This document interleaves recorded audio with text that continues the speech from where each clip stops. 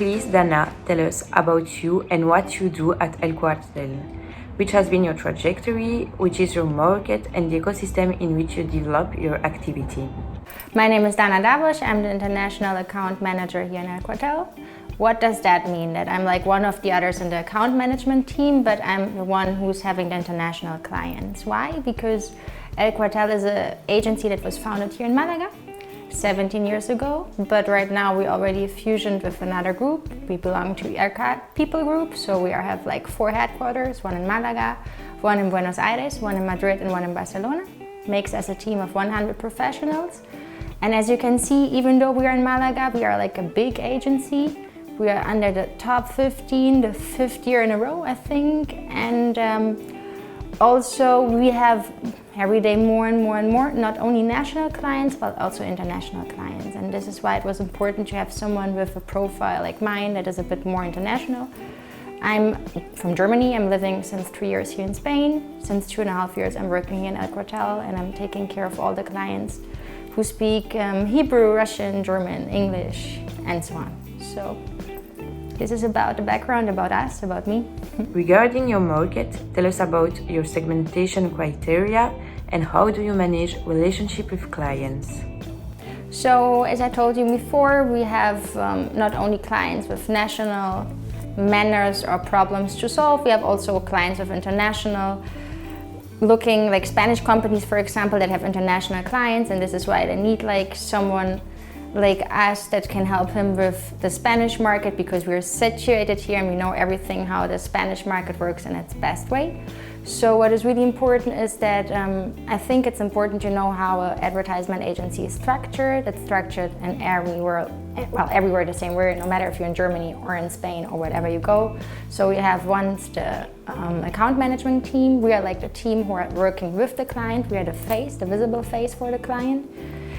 Means that we get the briefings from the client, we tell them to our other teams, that as the creativity team, the production team, and make everything work. And I think we're like, as you can see also here in our office, we work in different sectors like alimentation, real estate.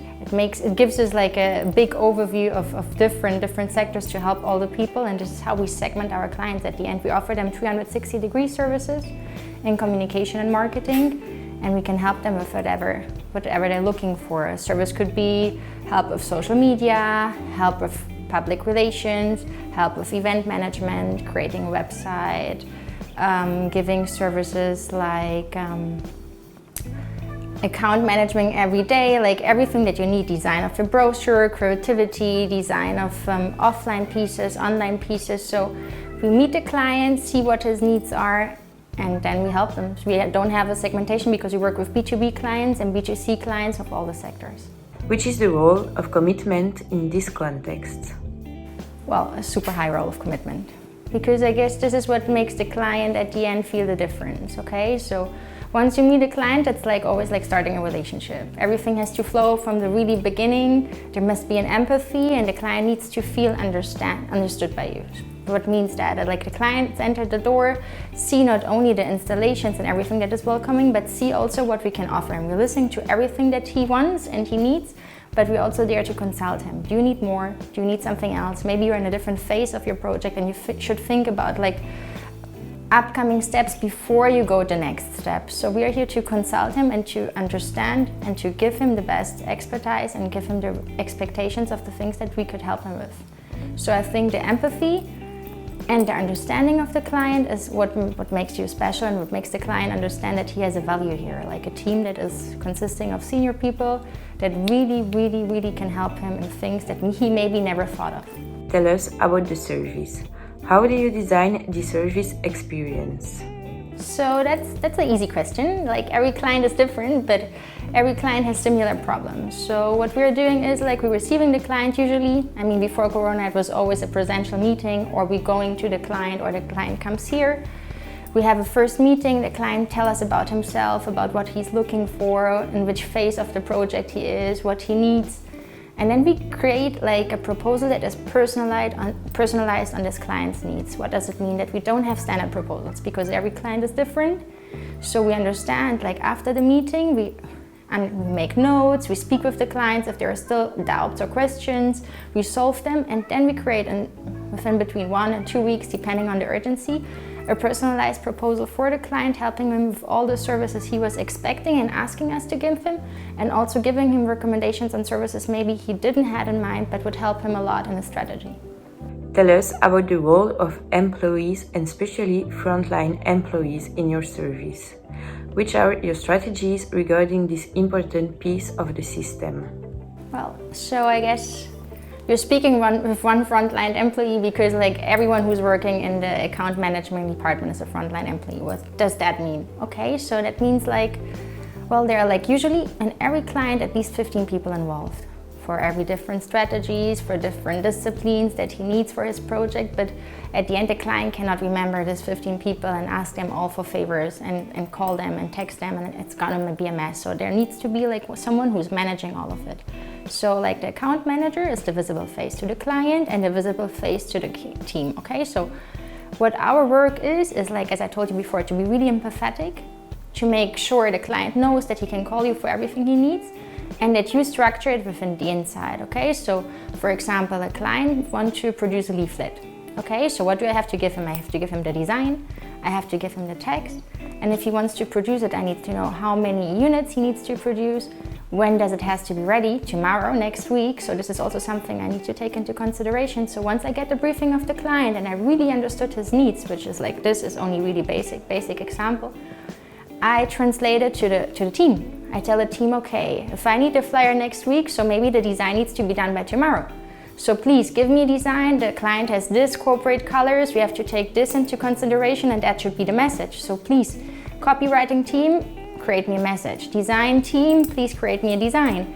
And then if I have it, I send it to the client looks at the piece, if he likes it, he gives me the okay, and then I tell him, well, you want to produce it for when? So here's like a proposal for the producing of the sheet. This would cost you so and so.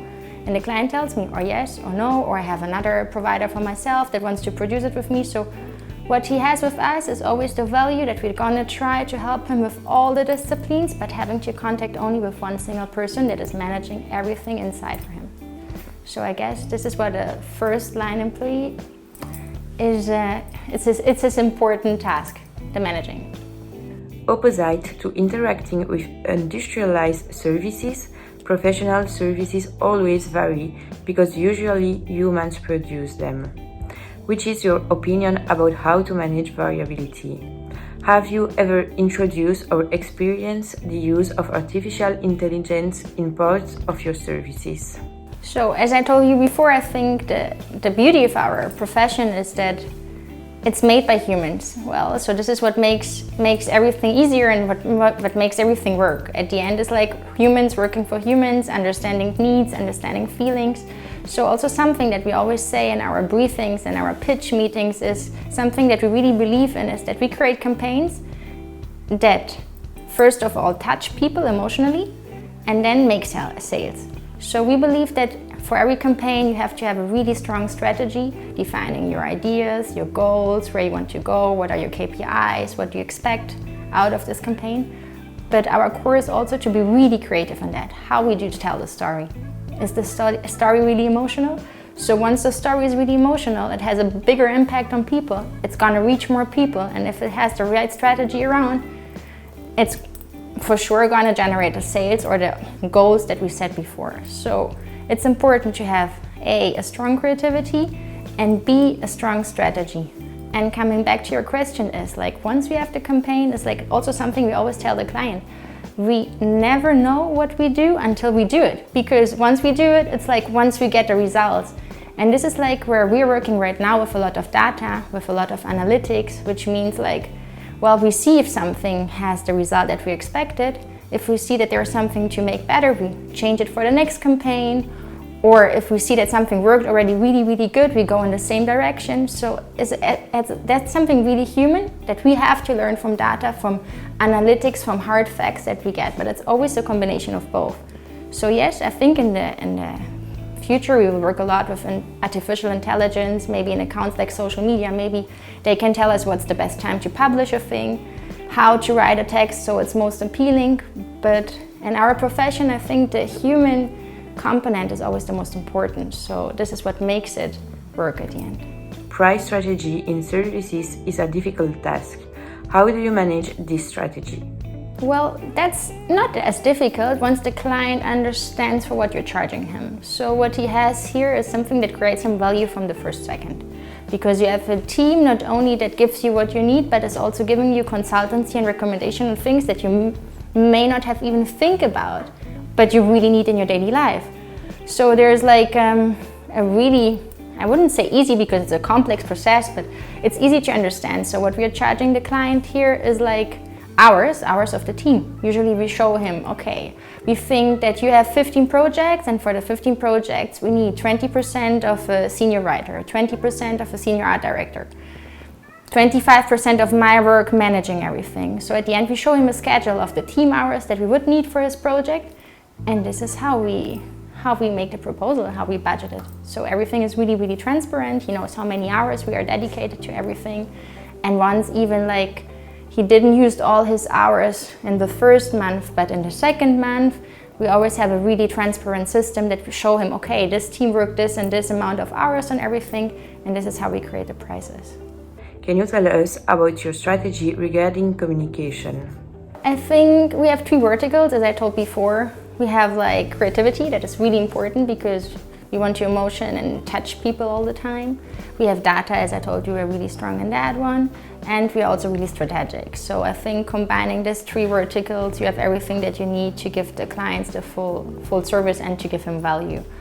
And what is our communication at the end? If we're doing a good job, because we're not only like a provider of the client, we see ourselves more as a partner, okay? So once a client comes to the door and we agree on anything, we try to become expert in the clients. We have immersion meetings to understand him, to ask a lot of questions. And once you really understand what is his problem, what is the competence doing, what are the references doing, it's like where we make ourselves a partner. We bring him a lot of value. And if he succeeds, we succeed. So we're all in the same team, and this is what matters at the end, because I think making a good job creates you a lot of word of mouth. People are coming because they're recommended, and then we have strong campaigns that participate in a lot of awards. As you can see here, we're winning awards. We're working on PR strategies for our own, social media strategies on our own, and of course we make also advertisement for our own agency. So this is how we create our brand.